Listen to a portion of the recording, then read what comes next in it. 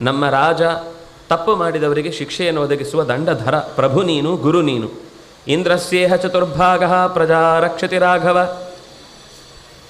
ಇಂದ್ರ ಹೇಗೆ ನಾವು ಕೊಡುವಂತಹ ಯಾಗಗಳಲ್ಲಿ ಒಂದು ಭಾಗವನ್ನು ಸ್ವೀಕರಿಸಿ ಪ್ರಜೆಗಳನ್ನು ರಕ್ಷಿಸುವುದಕ್ಕಾಗಿ ಹೊಣೆಯನ್ನು ಹೊತ್ತು ನಿಂತಿರ್ತಾನೋ ಹಾಗೆ, ಅಂದರೆ ಇದು ತುಂಬ ಸಮೃದ್ಧವಾದ ಕಾಲದಲ್ಲಿ ರಾಜ 4ನೇ ಒಂದು ಭಾಗವನ್ನು ತೆಗೆದುಕೊಳ್ಳುವುದು ಅಂತಿದೆ.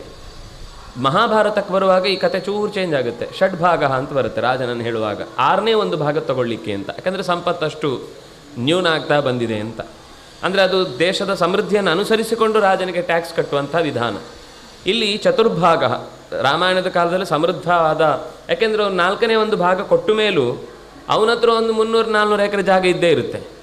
ಅಷ್ಟು ರಾಜನಿಗೆ ಟ್ಯಾಕ್ಸ್ ಕಟ್ಟಿದ ಮೇಲೂ ಅವನ ಹತ್ರ ಬೇಕಾದ ಸಂಪತ್ತು ಹಾಗೆ ಇರುತ್ತೆ.